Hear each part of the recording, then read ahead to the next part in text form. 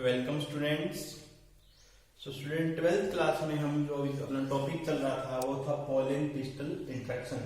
Pollen pistol interaction. तो student pollen pistol interaction में आपको कुछ पॉइंट्स मैंने बताए थे लास्ट लेक्चर में। पोलन पिस्टल इंट्रैक्शन उसमें बताया था कि राइट टाइप ऑफ पोलन को एक्सेप्ट करता है, रॉन्ग टाइप ऑफ पोलन को रिजेक्ट कर देता है। वो हमने अच्छे से डिस्कस कर लिया था, पूरा कर लिया था इसको। इसमें कुछ और पॉइंट्स और अगर देखें तो स्टूडेंट्स आपको पता है बहुत सारे जो प्लांट्स है एंजियोस्पर्म में हमने पहले ही देखा था, कुछ के अंदर तो 3 सेल्ड, लास्ट लेक्चर में हमने डिस्कस किया था इसको, और 2 सेल स्टेज पोलन जो है वो कुछ एंजियोस्पर्म में जो 3 सेल स्टेज में सेट ऑफ हो जाता है, उसमें 2 सेल स्टेज में सेट ऑफ होता है। जिनमें 2 सेल स्टेज में सेट ऑफ होता है तो उसमें बाद में डिवाइडेशन कहां होता है? देखिएगा, ये मान लो स्टिग्मा है,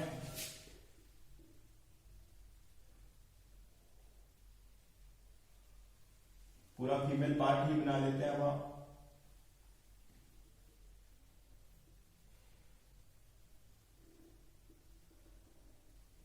ठीक है, ये है स्टिग्मा। यहां पे क्या होते हैं?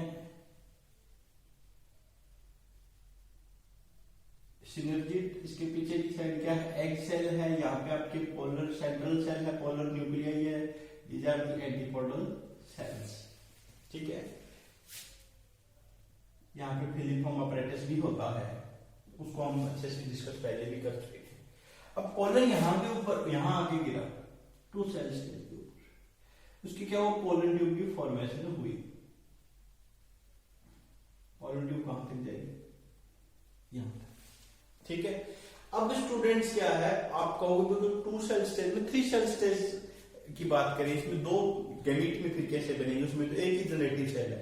तो जो beginning of the pollen tube होता है, यहां पे ये डिवाइड कर जाता है, यहां पे 2 मेल गैमीट बन जाते हैं। क्या बन जाते हैं? 2 मेल गैमीट बन जाते हैं।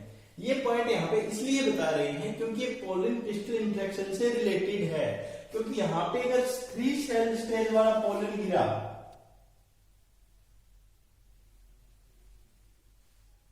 3 सेल स्टेज वाला पोलन अगर इसके ऊपर फॉलो होता है तो यहाँ पे तो पूरा मैच्योर पोलन है।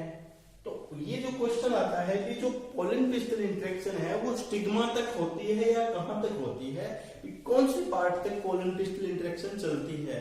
तो स्टूडेंट्स, पोलन पिस्टल इंट्रैक्शन है वो इसका जो माइक्रोपाइलर पोर होता है, वो जो सिनर्जिड होती है वहां तक होती है। क्योंकि भाई 2 मेल गैमीट आएंगे, इनको जो सिनर्जिड और फिलिफॉर्म अपरेटस है गाइड करेगा एंटर करने के लिए माइक्रोपाइलर एंड के थ्रू। तो ये जो एंट्री जो है, जो इंट्रैक्शन है, ये पूरी क्या है, कहां तक चलती है? ये जो आपका पार्ट है माइक्रोपाइलर एंड वाला, वहां तक ये जो पोलन पिस्टल इंट्रैक्शन है वो चलती है। क्योंकि क्वेश्चन पूछ लिया जाता है कि आपसे भी ये स्टिग्मा तक है या कहां तक है, तो ये पूरा पार्ट यहां तक है। उसके अलावा अगर ये यहां तक जाती है, पूरा जो अगर इसकी बात करें, पोलन पिस्टल इंट्रैक्शन इतना एक लॉन्ग प्रोसेस है, इतना मैच्योर प्रोसेस है, तो इसके हम फायदे भी ले सकते हैं बहुत सारे। अगर मतलब पोलन पिस्टल इंट्रैक्शन के भी फायदे लिए जा सकते हैं, मतलब हम आर्टिफिशियल पॉलिनेशन भी इसके ऊपर करवा सकते हैं। जो प्लांट ब्रीडर्स होते हैं, प्लांट ब्रीडर्स मतलब हमें सुपीरियर वैरायटी बनानी है किसी चीज की, सुपीरियर वैरायटी बनानी है, और उस वैरायटी के लिए क्या करना पड़ेगा? हमें अपने अकॉर्डिंग पोलन ग्रेन लैंड करवाना है और अपने अकॉर्डिंग फर्टिलाइजेशन करवानी है।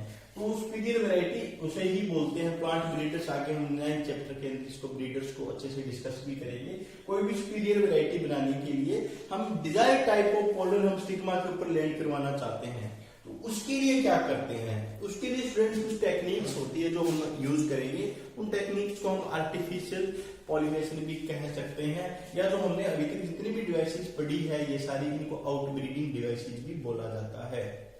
ठीक है, ये हमें क्या है, सेल्फ पॉलिनेशन को रोकना है, या जो पॉलिनेशन नेचुरल हो रही है उसको रोक के हम यहाँ पे क्या कर रहे हैं, हम अपने अकॉर्डिंग पॉलिनेशन तो होगी पर अपने according desired type of pollen इसके ऊपर लैंड करवाएंगे। ठीक है, क्यों करवाएंगे, क्योंकि हमें क्या चाहिए, सुपीरियर वैरायटी चाहिए, फिर हमें चाहिए इस प्लांट के इस ये जो करेक्टर्स का स्पीशीज तो सेम है पर ये करेक्टर है इसके में भी आ जाए। ठीक है, मैंने पहले भी आपको बताया था सेम स्पीशीज होने का मीनिंग ये नहीं है भी करेक्टर सारे मिलेंगे, करेक्टर अलग अलग हो सकते हैं, कोई स्ट्रॉन्ग हो सकता है, सेम स्पीशीज में भी बहुत सारी वेराइटीज क्या हो सकती है, सुपीरियर हो सकती है, कुछ इंफीरियर हो सकते हैं, मतलब कुछ बहुत स्ट्रॉन्ग हो सकती है, कुछ बहुत वीक हो सकती है, कुछ मीडियम रह सकती है, मॉडरेट भी रह सकती है। बट यहाँ पे आपको अगर सुपीरियर बनाना है तो फिर क्या कराना पड़ेगा, आपको यहाँ पे आर्टिफिशियल हाइब्रिडाइजेशन करवानी पड़ेगी। क्या करवाने, किसके लिए हम इसका यूज करते हैं, आर्टिफिशियल हाइब्रिडाइजेशन। हाइब्रिडाइजेशन का मीनिंग क्या होगा, हाइब्रिड का मीनिंग क्या होता है, टू वेराइटीज को मिक्स कर रहे हैं या थ्री को कर रहे हैं, हाइब्रिड डिसीजन बनते हैं ना, या थ्री वेराइटीज मिक्स कर रहे हैं, और आर्टिफिशियली कर रहे हैं, मैन मेड कर रहे हैं, ह्यूमन का इन्फ्लुएंस है, तो उसे क्या बोलते हैं, आर्टिफिशियल हाइब्रिडाइजेशन और आर्टिफिशियल पॉलिनेशन। ठीक है स्टूडेंट्स, इसको आपने पहले तो इसको समझना है। आर्टिफिशियल हाइब्रिडाइजेशन करवाने के लिए क्या कौन सी टेक्निक हो सकती है, उसके लिए स्टूडेंट्स दो टेक्निक होती है। ठीक है, वो बहुत ही इंपॉर्टेंट टेक्निक है, एक तो है एमेस्कुलेशन। क्या है स्टूडेंट्स टेक्निक, एमेस्कुलेशन, दूसरी है बैगिंग। हम क्या करेंगे, जो बाइसेक्सुअल फ्लावर होंगे, क्या होंगे, बाइसेक्सुअल फ्लावर, उनका मेल पार्ट रिमूव कर देंगे। क्या कर देंगे, मेल पार्ट रिमूव कर देंगे, emasculation, the removal of anther, removal of anther of bisexual flower. Anther को हमने रिमूव कर दिया, पूरे मेल पार्ट को रिमूव कर रहे हैं यहाँ पे, removal of anther of the bisexual flower before the dehiscence of anther, anther के dehiscence होने से पहले इसको हमने रिमूव कर दिया। इस टेक्निक को क्या बोलते हैं, emasculation with the help of forceps। forceps से अपन इसको रिमूव कर दें, तो इसको क्या बोलते हैं, forceps से रिमूव करते हैं। मतलब हमने मेल पार्ट को, कोई बाइसेक्सुअल फ्लावर है, इसके मेल पार्ट को आपने रिमूव कर दिया। क्या कर दिया, जो आपका मेल पार्ट है इसको आपने, एंथर को आपने रिमूव कर दिया। मान लो ये एक फ्लावर है, ये वाला, यहाँ पे बहुत सारे मेल इसके अंदर प्रेजेंट है। ठीक है स्टूडेंट्स, बहुत सारे एंथर यहाँ पे प्रेजेंट है, तो इनको हम सभी को क्या कर रहे हैं, रिमूव कर देंगे। ठीक है, सिर्फ क्या बचा, फीमेल पार्ट बचा। क्या बचा, फीमेल पार्ट इसके ऊपर फ्लावर के अंदर आपका रह गया, जो भी यहाँ पे पेटल्स। ठीक है, फीमेल पार्ट इसके ऊपर रह गया। इस प्रोसेस को क्या बोलते हैं, एमेस्कुलेशन। क्या बोलते हैं, एमेस्कुलेशन। उसके अभी आर्टिफिशियली कर रहे हैं ना, उसके बाद जो एमेस्कुलेटेड फ्लावर है, एमेस्कुलेटेड फ्लावर है, उसको हम कवर कर दें बटर पेपर की हेल्प से। ठीक है, किसी भी से करते हैं, जनरली हम बटर पेपर से करते हैं। उस टेक्निक को, दूसरी टेक्निक को क्या बोलते हैं, बैगिंग बोलते हैं। अभी हम इसके अंदर देखते हैं, bagging, the covering of female part और जो पिस्टिल होता है of emasculated flower with the help of any pepper। Mostly इसमें क्या यूज होता है, बटर पेपर। बटर पेपर इसके अंदर यूज किया जाता है। अब हमने क्या किया, जो एमेस्कुलेटेड फ्लावर का जो फीमेल पार्ट है उसको हमने क्या कर दिया, बटर पेपर के उससे कवर कर दिया। ठीक है, अब कवर क्यों किया है? ताकि इसके ऊपर कोई भी किसी भी प्रकार का पोलन ग्रेन आके इसके ऊपर लैंड नहीं करे।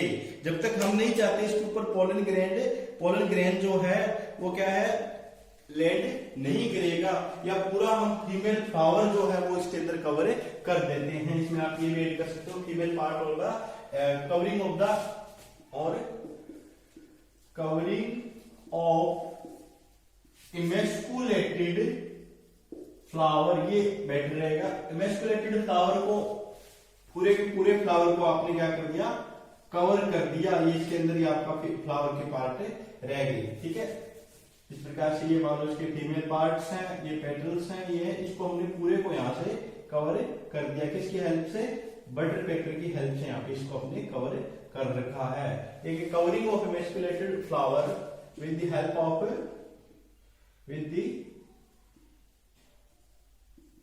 बटर पेपर से आपने इसको, मतलब मेन जो है आपने फीमेल पार्ट को बचाना है।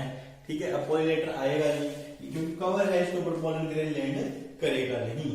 ठीक है, तो आपने पूरे के पूरे फ्लावर को यहाँ पे कवर कर दिया है। ठीक है, चाहे आप फीमेल पार्ट की उसमें कोई डिफरेंस नहीं आता, पर जनरली आप बैटरी रहेगा आप पूरे फ्लावर को इसके ऊपर देखो, पूरे फ्लावर को हमने इसको कवर किया है। अब क्या है, अब हमने इसको कवर कर दिया इमेस्कुलेटेड फ्लावर को। ठीक है, अब कवरिंग के बाद कब तक कवर रखना है? कवर कब तक रखना है? कवर रखता है जब तक स्टिग्मा रिसेप्टिव नहीं हो जाता। ठीक है, तब तक कब तक रखना है? तब तक स्टिग्मा रिसेप्टिव नहीं हो जाता। जब स्टिग्मा रिसेप्टिव हो जाएगा तो हम क्या करेंगे, इस कवरिंग को खोल देंगे और जो हमारी डिजायर्ड पोलन है, जिस प्रकार के पोलन हमारे को उसके ऊपर लैंड करवाने हैं, ठीक है, क्या है, जब जो हमने पोलन इसके ऊपर लैंड करवाने हैं, उन पोलन को इसके ऊपर लैंड करवा के तब हम बैकिंग खोल देंगे, उसके ऊपर वो पोलन लैंड करा देंगे, फिर वापस से कवर कर देंगे। ठीक है, व्हेन स्टिग्मा अटेन्स रिसेप्टिविटी, ठीक है, स्टिग्मा ने क्या अटेन कर ली? रिसेप्टिविटी। ठीक है, अब क्या करना है, अपने बैकिंग को क्या करना है, रिमूव करना है। Remove the bagging and dusted desired pollen grain on the stigma. हमने स्टिग्मा के ऊपर हमने जो डिजायर्ड पोलन ग्रेन है वो उसके ऊपर हमने क्या करवा दिए, उसके ऊपर डस्ट कर दिए, उसके ऊपर डाल दिए। अब डिजायर्ड पोलन ग्रेन हमने इसके ऊपर डाले हैं तो हमारा जो प्रोडक्ट होगा वो भी क्या होगा, डिजायर्ड होता है। ये पोलन ग्रेन डाल के हम उसको फिर वापिस क्या कर देते हैं, कवर कर देते हैं। एंड कवर अगेन, इसको फिर से कवर कर देते हैं। ठीक है, तो ये जो पूरा प्रोसेस है इमेस्कुलेशन एंड द बैगिंग, ये किस लिए करते हैं? आर्टिफिशियल हाइब्रिडाइजेशन के लिए। किसके लिए करते हैं? आर्टिफिशियल हाइब्रिडाइजेशन के लिए इसका यूज करते हैं। क्यों, क्या बनाना है अपने को? सुपीरियर ब्रीड बनाना है, सुपीरियर अपने को ब्रीड बनाना है, इसलिए प्लांट ब्रीडर्स में भी इसका यूज होता है। तो स्टूडेंट्स ये बहुत इंपॉर्टेंट टॉपिक है जो आपने स्टडी करने हैं। नेक्स्ट लेक्चर के अंदर हम फर्टिलाइजेशन पे जाएंगे, उससे पहले यहां तक आपके टॉपिक है वो बिल्कुल अच्छे से क्लियर होने चाहिए। ठीक है स्टूडेंट्स, थैंक यू।